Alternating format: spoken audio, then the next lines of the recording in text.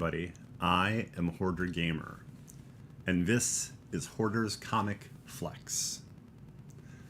We're going to talk about comic books, talk about some things in nerd culture, even a little bit of talk of gaming, too. The video gaming. Specifically, some Gotham Knights. And we have 2 reviews today. We're going to talk about books coming out next week, all the way into the future, all the way to 1 week from today.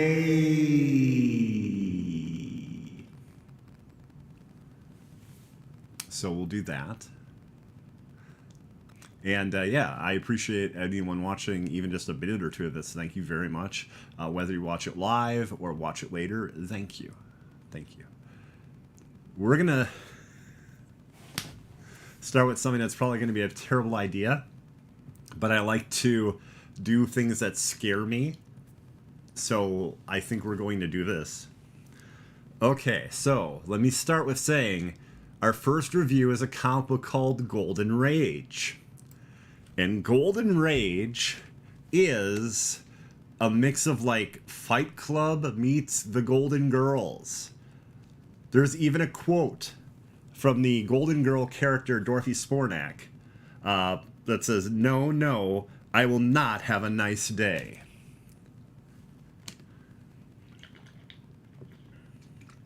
And if I recall correctly, I'd have to double check. I think that has to do with someone that was a chauvinist or just a complete jerk. Some guy who was a total jerk to her, if I remember correctly. So, without further ado, I'm going to do something insane, and then we'll do a review for Golden Rage. Here's the insane thing. Thank you for beating a friend, tripping down the road and back again. Your heart is true, and it's about to stop beating. And if you threw a beat down, invited everyone you knew, you would see the biggest kick would be from me, and the punch attached would say, "Thank you for beating a friend."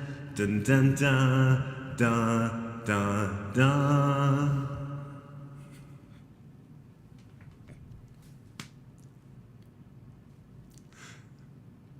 So yeah, that's it's an insane version of the theme from Golden Girls there.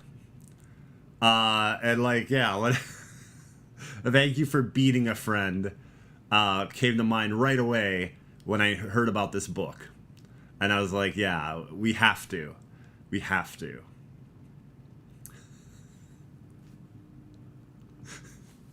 Anyway, this book is timely, scary, and very well done. There is a place called the Island, and that is where old people go basically to die. However, only the women. Only the women. And right now it would seem that it's because they're not able to give birth. Jay is a young woman who's found on the island by the woman that's on the cover. I remember one of the characters' names is Lottie. I don't remember all their names. But Jay is like the main character, and she's on the island because she actually went through menopause early. So everyone there on the island is probably about like 20, 30 years older than Jay. And she's basically learning the ropes. She's questioning if she's been kidnapped, if she's a hostage, and basically trying to live with the fact that, you know, maybe the rest of her life she'll be on this island.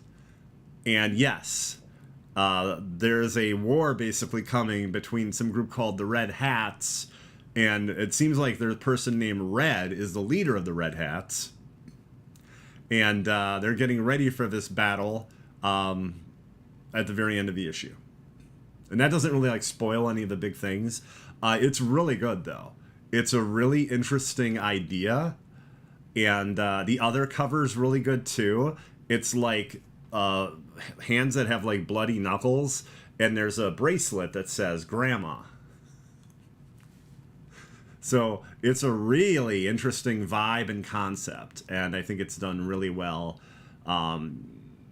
Yeah, I definitely do recommend it. I'm interested to see where it goes. It will. I'll be honest. Right now, it won't be everyone's cup of tea, but I think it's good, and I think it's important, especially like with what's going on with women's rights, especially in the United States. So that's our first review right there, Golden Rage. I'm debating if I'm gonna like take some of the things and just like close them or remove them right away after we're done talking about them. I don't think the books I review though. I think I like those up here until like the end of the stream though. So yeah, it's probably where they're gonna remain, right here. So we have had a lot of Gotham Knights information.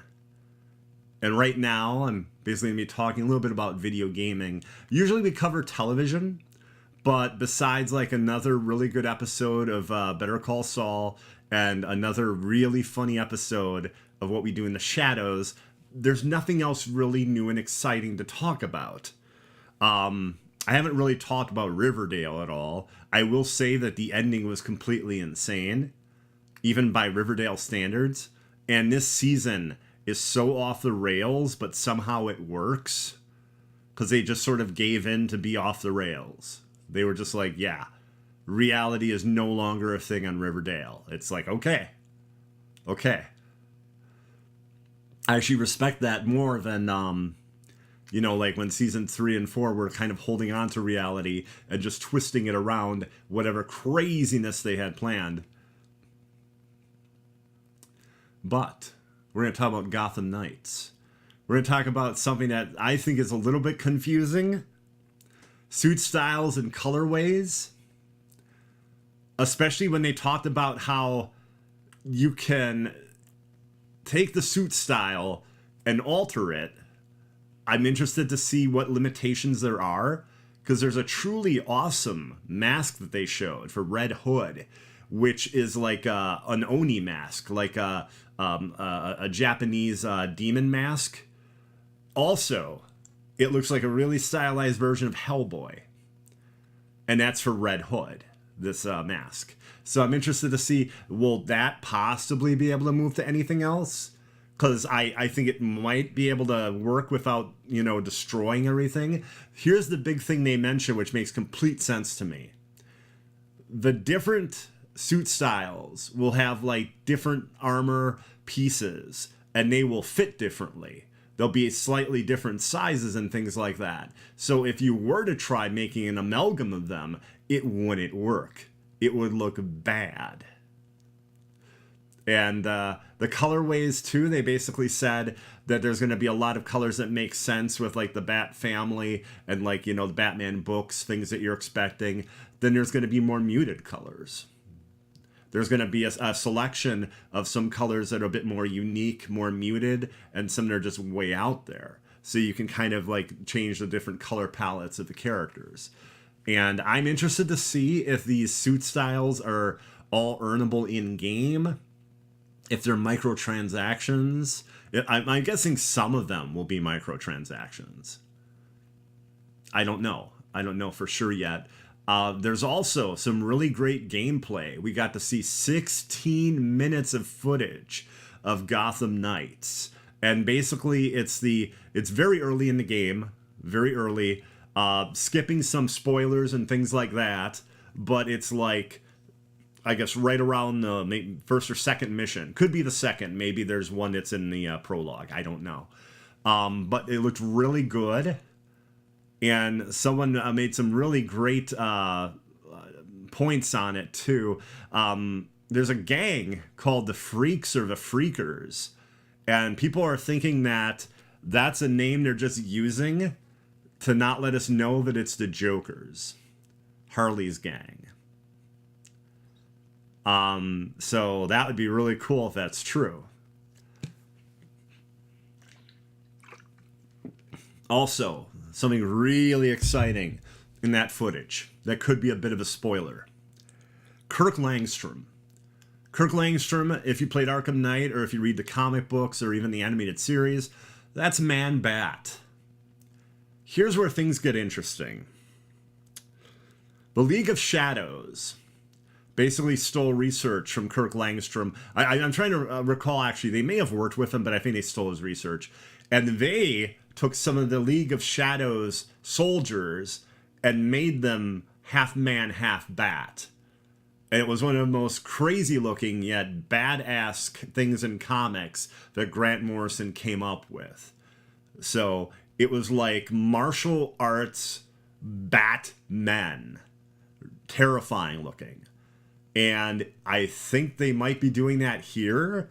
And I don't know if it's going to be the League, because the League did have like insignia in like a promo 2 or 3 years ago.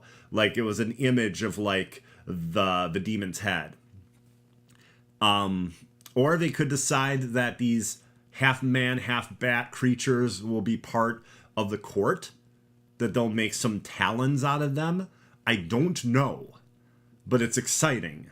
It's very exciting that it's Kirk Langstrom. Also, I agree too, I would be really disappointed if he is actually dead. I'm hoping that he's like hibernating or something weird in that body bag. For all we know, maybe that's not a normal ambulance. It already seems like the cops are trying to cover things up, and the cops might have been the one to beat the living heck out of Langstrom, possibly killing him. But yeah, I think there's a better chances that he's in that body bag, like unconscious, and they're trying to get that body to either something controlled by the League or something controlled by the Court of Owls. Yeah, 2 organizations: League of Shadows, Court of Owls. League of Shadows, basically global and very dangerous, ancient, and Court of Owls really focusing on Gotham. That's like their big thing. Gotham throughout the years, basically. But yeah, I really like the gameplay. I think Batgirl looked awesome in the combat. There doesn't seem to be an actual button that lets you reciprocate damage or reciprocate fighting, but you kind of have to do it manually, which I have no problem with. I do agree that it looks more like Assassin's Creed. It definitely looks now, after seeing more gameplay, it looks more like Assassin's Creed than it does an Arkham game. And there's nothing wrong with that. I'm fine with that. What did everyone else think? Did everyone else like what they saw?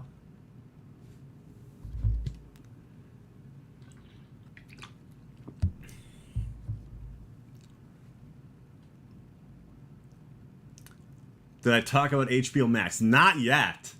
Not yet, Mike. Good to see you, Mike. No, right now talking about Gotham Knights, the 20-some suits that they showed today, and then the gameplay footage from Monday. Yeah, so it's one of IGN. It's an IGN first. Gotham Knights is, and that means that like each week in August, we're gonna get some information on Gotham Knights. Probably 2 drops a week.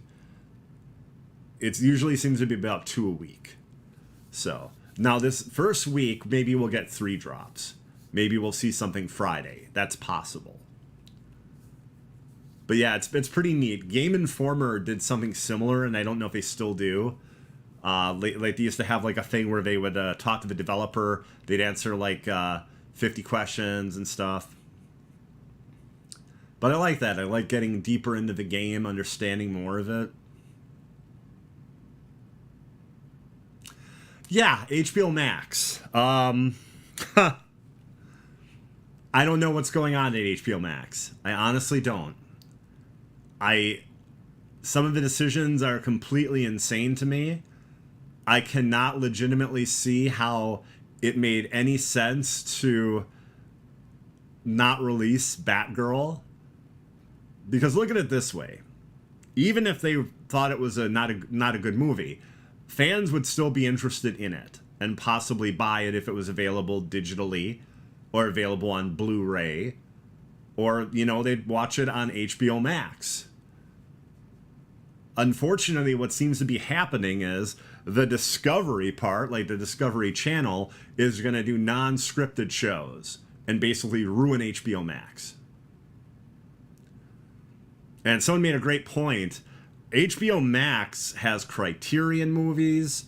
It has a whole mess of really awesome things, and losing it would be bad. Like, there's a lot of interesting and low budget art house things, and it would suck. And right now, yeah, people went and saw Morbius. People saw Morbius in theaters. If people saw Morbius, I think they would go see Batgirl. I do. Especially when Michael Keaton is reprising his role as Batman. As 89 Batman. Like, yes, I think that would get asses in seats. I do. I legitimately think that. So I don't understand. I believe the main person in charge is a guy named Zaslav. I have no idea what decisions he's making and why. There's only two so far I agree with. He fast-tracked The Batman 2, the sequel to The Batman. He fast-tracked that. That I agree with. And then the only other decision I agree with was today. Basically, we found out that in 2024 is the sequel to Joker. And same director, Joaquin Phoenix, you know, that was a huge moneymaker, and it definitely had some interesting artistic elements to it. And I saw it as an indictment of the mental health care system in the United States. Also, it's a bit of a homage to, like, Scorsese. So I like the first Joker film a lot. And I fully understand that. Those decisions make sense. Now, here's a big issue, too, that I've been reading on Twitter. It seems a lot of projects featuring female casts as well as writers, creators of minorities. Those seem to be the projects that are goodbye on. And that's a huge issue. That's a huge issue because this isn't isolated. Now it's like 3 or 4 projects that look this way. So I don't know what Zaslav is doing. I don't know if that's actually what the stockholders at Discovery want. I have no idea. All of this just blows my mind. Also, someone made a great point of like, yes, and The Flash is still coming out next year. Even with the baggage that Ezra Miller brought to the project. It's still coming out next year. Still probably going to be heavily promoted. Unless they know something we don't and it's not coming out anymore either. Then, sadly, the Batgirl decision makes more sense because having 89 Batman in that, and then, like, no explanation as to him leaving or anything like that, and then not doing the Flash movie, that would actually make sense. Sadly. Because, like, these people spent their, blood, sweat, tears, their dreams building this project, these movies, these TV shows, being creative and doing some cool things, and, like, basically a tax write-off. That's what it's become. So, yeah. And the whole Batgirl situation is, like, nearly unprecedented. Like, apparently there were, like, less than 10 movies that were made and never released. Like, there have been times where the movie's been direct-to-video. Yeah, that happens. Happens a lot with horror movies. But, like, just to never release it, and to have a streaming arm that you're not using to show it, that's crazy. That's crazy. What does everyone else think of that? the news from WB. It also worries me that they're going to cancel some big WB video games. I would not be surprised, and don't hate me if this happens, please. Please don't hate me. But I would not be surprised if WB Discovery, because I think they also control gaming there at WB, I wouldn't be surprised if they cancel Wonder Woman. I think Suicide Squad is safe because it's been in development for like 6 years, and it's right now, as far as I know, they're just doing bug fixes. Like, it's really close to being released, and it's a big project. But I could totally see them just, at this point, just cancel the Wonder Woman game, which would suck. Because I'm really looking forward to that, and the team behind it is awesome. They did, like, I believe, they did Shadow of War, and I believe they also did the Mordor game before that. But at this point, with these decisions that they're making at WB Discovery, I don't know what to think anymore. I just don't. So again, don't hate me if any of these games get canceled, but I totally see that as a possibility.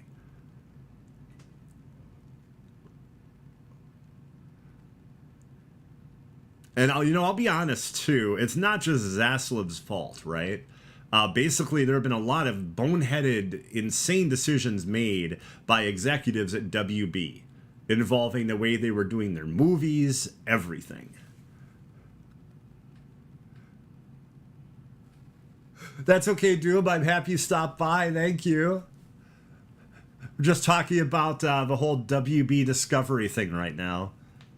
And how I'm worried it's going to affect video gaming, too. I think if any games get canceled, we'll find out tomorrow, though. That's when the quarterly earnings report is. For WB Discovery. But yeah, I mean, WB's execs, they just don't make a lot of wonderful choices. They make a lot of just staggeringly bizarre choices. Also, too, what is the point of taking exclusive movies and just removing them without letting anyone know? Like, the remake of The Witches, Nicholas Roeg's original The Witches, is awesome. It's a crazy, dark, freaky movie. And because of that, I didn't see the new one. If I knew they were going to remove the new one, I would have made a point of seeing it. And in most cases, you'd have a month, maybe 2 months or more, that you're warned, hey, this is leaving. No, they just took like 6 movies, just like that, gone. And this alters the way all the creatives are looking at this too. All the writers, all the actors are like, wait a minute. So these streaming services can do this? It's a big wake-up call to creatives. And maybe they're not going to be interested in having their show on, HBO Max, if that even exists anymore. They're probably going to change the name. What happened was they figured they could make more money licensing the content. I think it's more than that, Mike. I think it's just really weird what WB Discovery is doing. I don't know. Not like their decisions. Yeah, I don't know. Bewildering. And this is also like a group of like executives talking from other studios under anonymity, because they, and they're like, I've never seen anything quite like this. 70% of their employees are about to be fired. Like, God, that's crazy. It is crazy. And I'm going to be just like, you have no idea how livid I'll be if there's no longer scripted shows on HBO Max. What's the point? What's the point? And apparently HBO Max is separate from HBO now. Even though, I don't know, I don't get it. It's like this bizarre puzzle. I'm literally slapping my knee because I'm like, what the heck? This is crazy.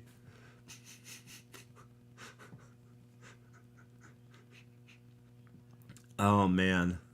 But yeah, I'm hoping they don't cancel any of the games.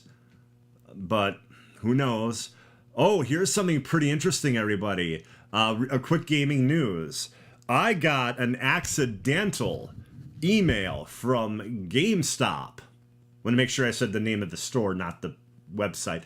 GameStop, in one sentence, in the very top of the email, it says, and be sure to pre-order the the collector's edition of Hogwarts Legacy.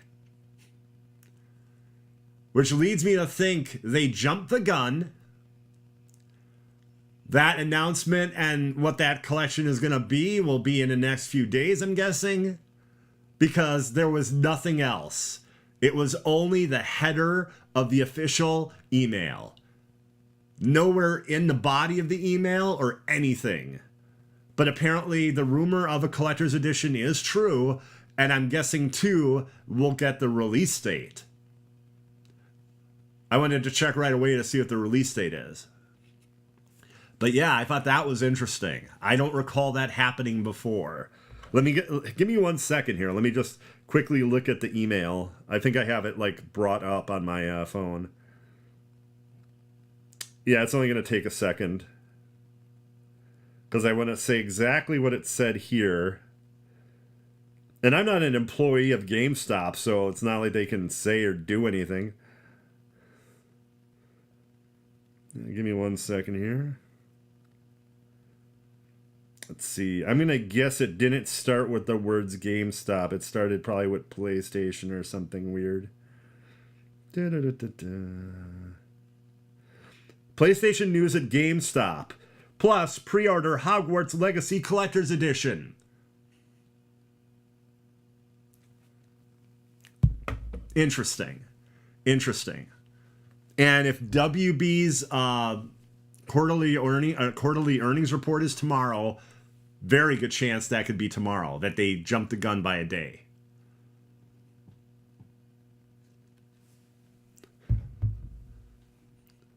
Now, real quickly, I'll say too, J.K. Rowling and her views on the transgender community are awful, and she is a horrible TERF. I do plan on getting the game Hogwarts Legacy, but the same amount I spend on that game I will be giving to the Trevor Project. So,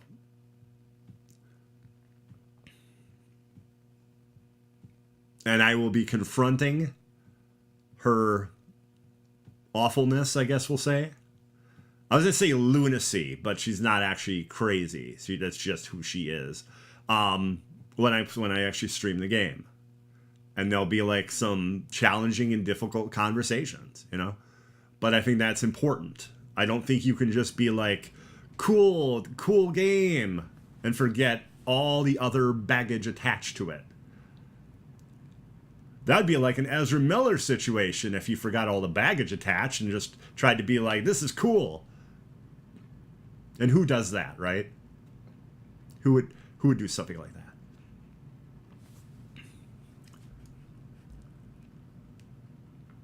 Next up, everybody, we have some toys to look at. We're going to toy around. And first off, we're going to toy around in reality with Batman. Okay, everybody, get ready for Batman. Batman. B-A-T, Batman.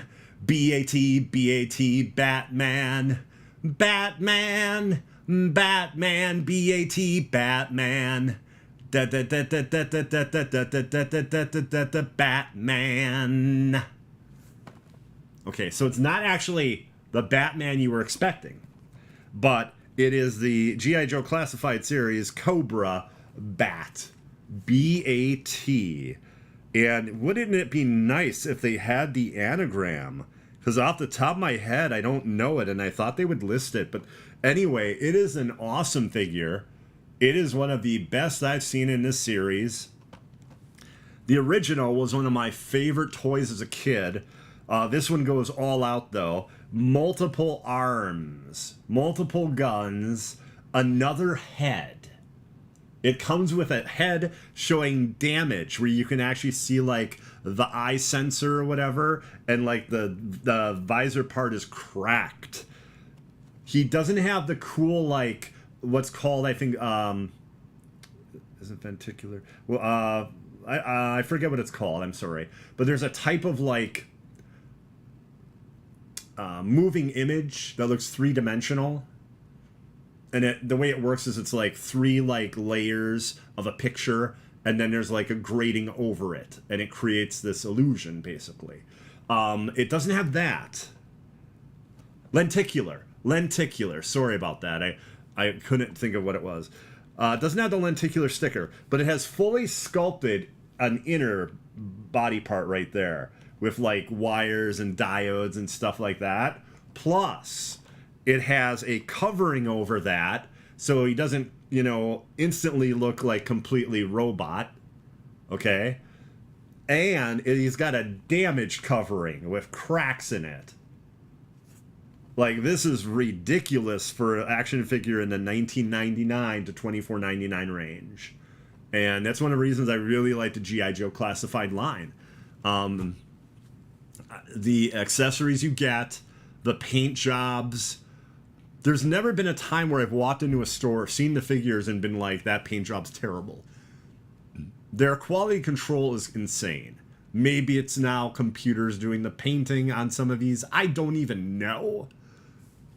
Hey, ALRs, how you doing? Mike gonna be jelly of that figure? I think it's really nice. I'm really happy with it. Also, I ordered it like a year ago.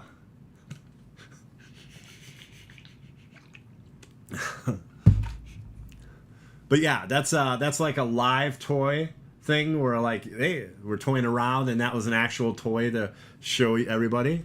Now we have some toys that aren't out yet or are coming out, and we're gonna start with this one, which is Riot, Agony, and Venom. This is an Amazon exclusive that already sold out, unfortunately, as of yesterday. So I'm sorry about that, everybody.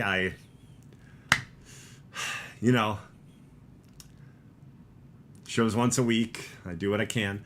But I think it's really nice, and from what I understand, it's a true Amazon exclusive, meaning that they could get more in. It's just only available at Amazon. And it sounds expensive, because it isn't cheap. But when you look at all the accessories and all the figures you get, it makes sense. It's $77.99 in the US. So you get the Venom, you get an extra head for Venom, 2 extra hands in like a fist for Venom, you get 2 extra hands for Agony, and then you get the claw and this figure of Riot. And Riot's body is basically twice that of Venom. So when Marvel Legends sell these figures separately, they're about $40. These large ones like the Hulk and like Apocalypse, they're like $40. The other ones are about $24.99 when you buy them separately. So $77.99 for all the accessories and all 3 figures. It's not a deal, but it makes sense. And it's already sold out. But again, they could get more. And I'm a big fan of Venom. Big fan of Donny Cates and Ram V's take on Venom. And Carnage. Ram V's doing Carnage right now. My next cosplay? Riot or Venom? Probably feeling out how many will pay for it first before producing and selling more. Maybe, I don't know, or they're just slowly trickling them in through Amazon.com. Like, it's hard to say, but I think it's a cool collection. There's also a Venom King in Black Null collection that's coming out, like, I think in November or December. I think it was just pushed up to October, possibly. That's really cool. That's the same price point, but instead of a figure, you're getting these giant sculpted plastic bat wings that Venom can wear. I think also Null can wear them too. So it's like that's in this instead of another figure, you get these two figures and you get those wings.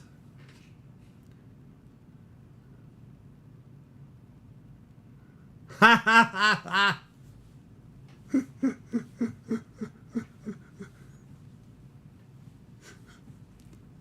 That's very nice of you to say. I don't agree, but that's very nice of you to say. Thank you. I'm working on it. But yeah, I think these are really cool figures. I'm hoping that Amazon gets them in again. One site to check out on Twitter, Preternia. Preternia is really good at letting you know when links are live, and you can jump on and get the item. I was able to get one of the Star Wars Star Wars Squadron collections or Squadron fleets. I was able to get the Millennium Falcon through one of Preternia's links. Okay, so right now I think what makes more sense, though, because we talked about this, I'm not going to be showing it again later. I think right now I can just actually remove it.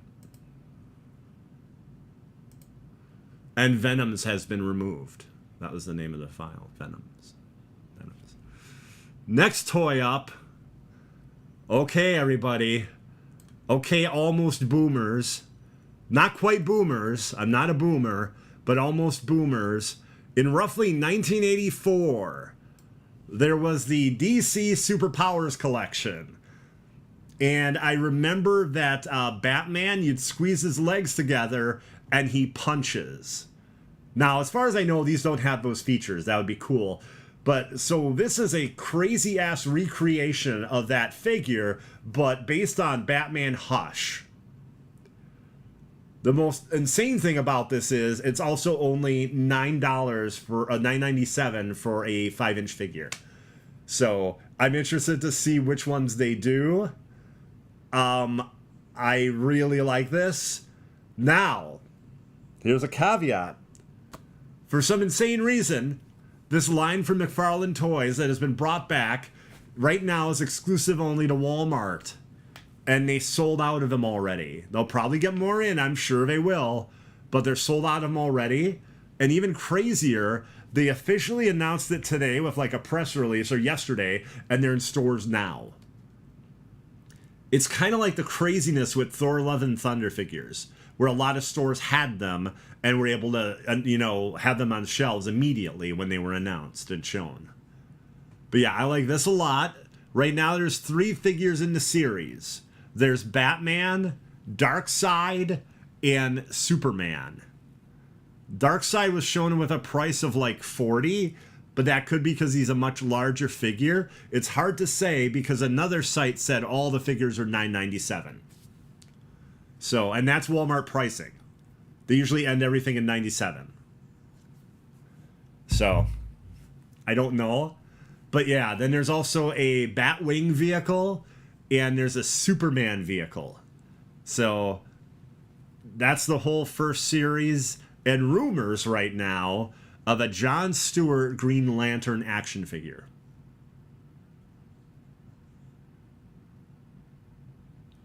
So, yeah, 1984 Superpowers. The Flash was fun. You squeezed his fists or arms together, and his legs moved, like he's running. Like, I liked these a lot. It reminds me, as a kid, went to a bowling alley. They had this cool thing where, like, on the weekends, you'd go to the bowling alley and you'd go bowling. And then, like, they had, like, a giveaway, almost like a raffle that you didn't have to pay for. And some of the prizes were the DC Superpowers figures. I had I had Batman and Superman. I had Penguin. I had Lex Luthor. There's a ton of them. I had maybe about 10 total, but there's probably over 100, if not more. But yeah, I really like this, and I don't shop a lot at Walmart. I have some issue with certain elements of Walmart, certain politics that they get. Nothing to do with the people there, just like the politics and stuff. So I usually don't shop there unless I have to. But yeah, I think it's sad because the fan, the collector, always loses out in exclusivity, right? In an exclusivity agreement, whether it's gaming, movies, toys, the fan loses out. One of the only ones I understand is A24, the movie studio, selling certain Blu-rays of their movies only on their website. That I at least understand and get that. They're making the exact product themselves. It's theirs. But, like, yeah, it's a little disappointing when they do that. But, yeah, that's the Batman figure right there. Let me remove that. Now, Lego fans. There was a gorgeous Daily Bugle Lego set, which I think is still available. But it also has a gorgeous price of freaking $400. For a bit less, you could have the ultimate version. They've done a few of Sanctum Sanctorum, but you could have the ultimate version of it, which is $250. Now, to give you an idea, Spider-Man set was $400 and came with like 27 figures, including Spider-Man, other heroes, villains, J. Jonah Jameson, who, you know, depending on who you talk to, maybe seem like a villain. Yes, this is Sanctum Sanctorum, and I have another picture of the back of the box, which shows you the level of detail it has.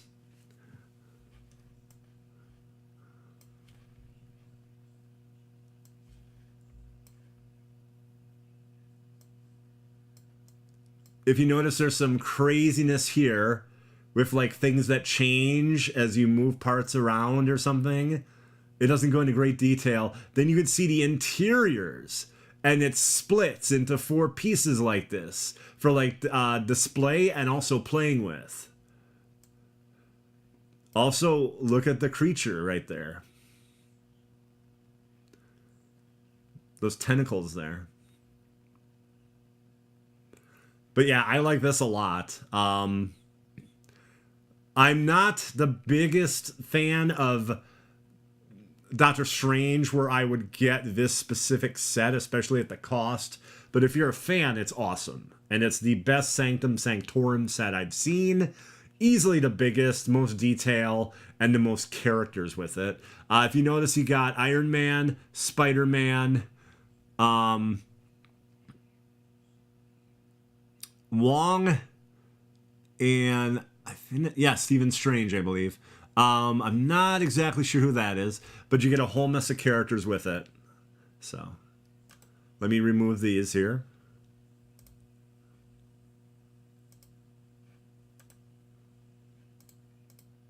Make sure I got it clicked on and removing the right thing.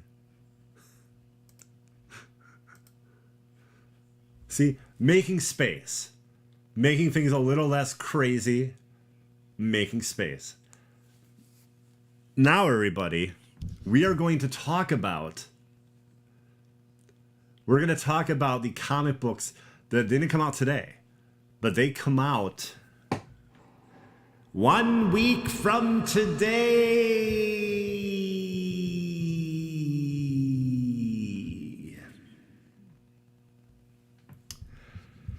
So like I mentioned last week, I'm narrowing it down more. I want to focus on 3 or 4 books of the next week, not 5 or 6. It's just too much to deal with. And it makes this segment a little longer than I want it to be. So, we have an indie book here. Cover the Dead with Lime.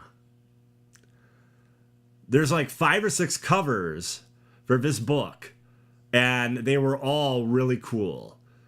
And if you notice, these are that's a plague doctor right there. And there's a terrible contagion that's going around. And like the plague doctors are trying to, you know, just do their thing, apparently. It doesn't go into a lot of detail, but it looked neat to me. And I was impressed by this smaller company having 6 covers. Because that's a huge expense. So... Cover the Dead with Lime. Also, it's a fun name, right? Like not that it's upbeat. It certainly isn't.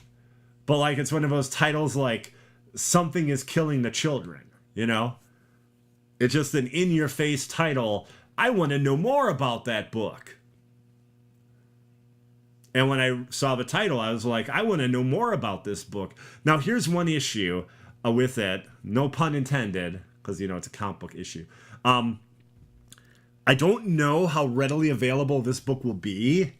And if you didn't pre-order through previews, I don't know if most shops will have it in stock. It is a studio I've only heard of like once before. So, yeah, I don't know. But I thought it looked neat. I thought the covers all looked really good.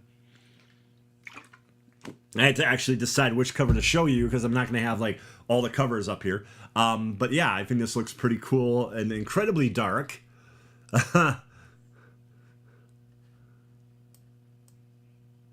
Yeah, in case I have to bring those out again, those I'll put in here. The toys I won't, though. Okay, everybody. This is a huge event book. A huge and juicy event. Okay? Now, as far as I know, it's not exactly a crossover, but just the fact that it's part of the deceased story arc, and it's part 3, which is the beginning of the final chapter, War of the Undead Gods, and you see a terrifying undead version of Darkseid on the cover. This is going to be a big deal, especially if you've read the other deceased books. I'm guessing this will make some sense even if you don't, because they want people to jump on, usually with an issue 1. Even if it's chapter 3, they would want you to jump on. But yeah, this is a huge book, and it's going to be creepy and crazy. One of the books I really like right now, by this, I believe it's the same writer, actually, Tom Taylor. I'd have to double check. DC versus Vampires. No, you know what? I don't think it's Tom Taylor. I apologize. I'll have to double check who it is. But DC versus Vampires has been great. They've already had 7 issues. I'm actually up to date with that book. 8 just came out today, but I haven't had a chance to read it yet. But it's really good. And there's some clever ideas using superhero and villain abilities and powers, coupled with the concept of vampires, and I'm very happy with it. I'm very happy. The reveal of who the Vampire King was really well done, and I really think DC versus Vampires is great. And I think this will be really great too. Deceased has been a very popular series. So I'd say this is probably one of the main books coming. Well, this is probably, to me, the main book coming out next week, I would say. Good chance I'll review it.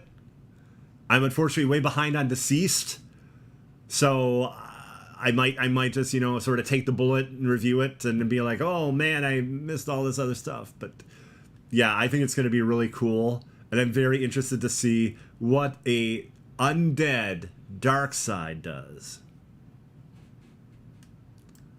because that's scary, man. Undead Darkseid, it's freaky. It's freaky. This is also a big event for Marvel, at least. The release of this Predator comic. For months, they had alternate covers, or was it last month, I think? There were alternate covers for just about every Marvel book involving the Predator. And Ed Brisson is doing this Predator series, and it starts next Tuesday, or next Wednesday. Marvel books are Wednesdays, although most shops get them in on, or sell them on Wednesdays anyway, because of like staffing and everything like that. DC releases their books on Tuesdays. But that's a whole different story. Different distributor, and yeah, a lot of wackiness. But yeah, it sounds like a pretty neat Predator story arc. And I figured, I'm not the biggest fan of a Predator. I do like the Predator, especially at the first movie. I've heard Prey is awesome.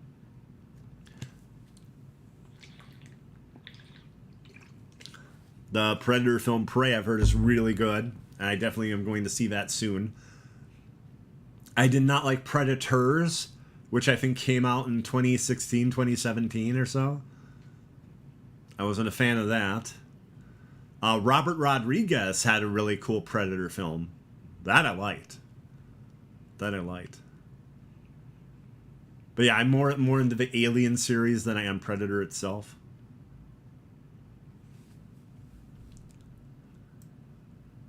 Now, we're going to end with a review. But before we end with that review, I'm going to prime the pump. Again, as I say every week, and I'm sure I don't wear it out, I'm not playing a giant ghost piano. I'm priming the pump for any questions, any suggestions you have for any comic books you want me to review or talk about, even toys and stuff. You know, I'll talk your ear off about Mask, Mobile Armored Strike Command. So one of my favorite toys from like the 80s, and insanely enough, never had a comeback. Everything else had massive comebacks. G.I. Joe, Transformers, Turtles, all of it. Not Mask.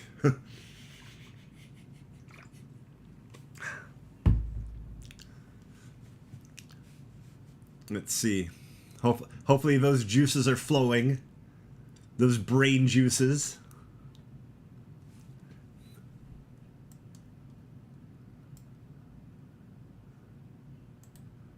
Yeah, now this one I can get rid of now. We are going to remove the Predator. Look, I got rid of a Predator, everybody. It's not that difficult. You just click on it and remove it. It was much easier for Arnold. He could have just like clicked on it, removed it. It would have been done. So many people saved in that first Predator movie. He just clicked on it and removed it. Okay, so our first review was Golden Rage. Now we're up to our second review, everybody.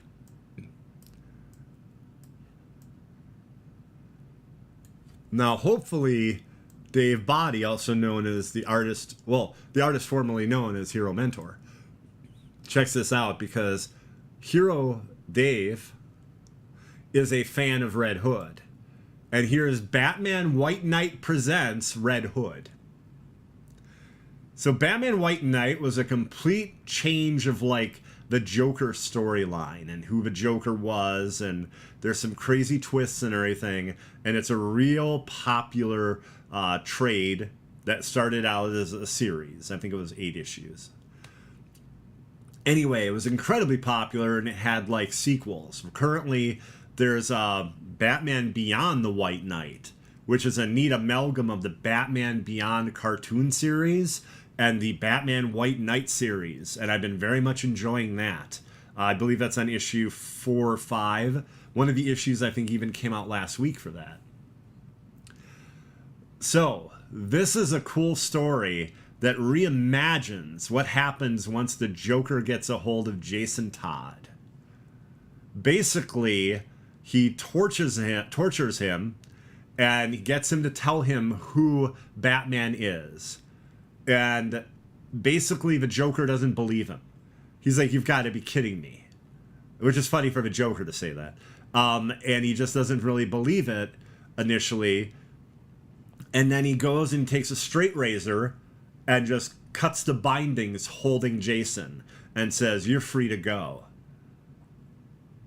The betrayal you just caused Bruce Wayne is your punishment.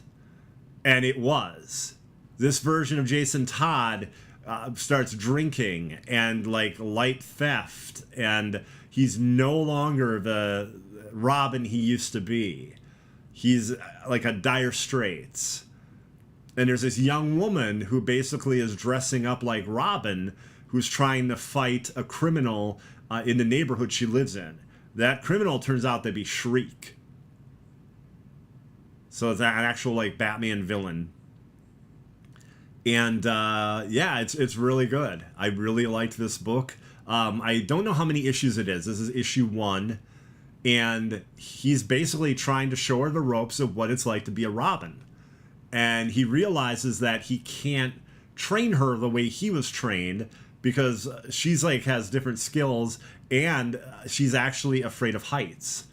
So he talks about how he's going to develop her ground game and it's really good. It's really good. If you're a fan of the Sean Murphy, the Sean, right?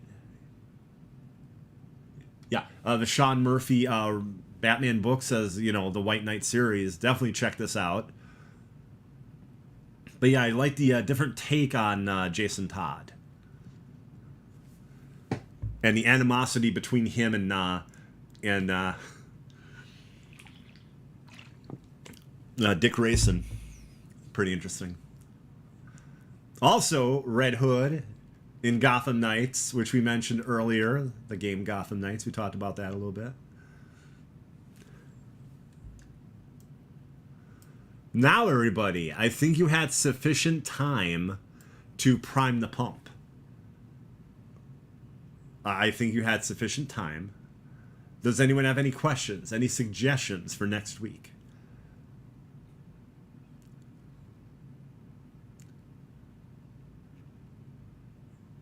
I like the way the screen looks now. I like the idea of like we go through each thing and we remove it.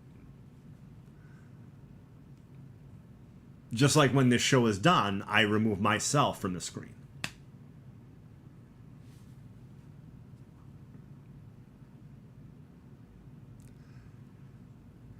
Yeah, I would say there's probably a 90% chance I'll review Deceased War of the Undead Gods #1. I'd say there's an excellent chance of that. Not sure what else exactly. Like, Cover the Dead in Lime. I don't know if my shop is going to have that. I don't know if any of the shops near me will have that. I'm not sure. But again, it's about, you know, talking about comic books that I find interesting, and especially I like to focus too on smaller companies. You know, that it's not everything is Marvel and DC. You know.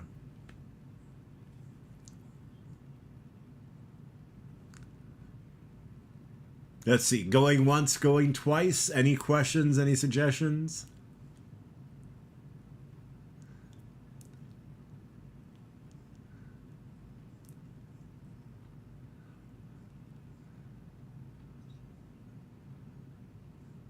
It doesn't seem like there are.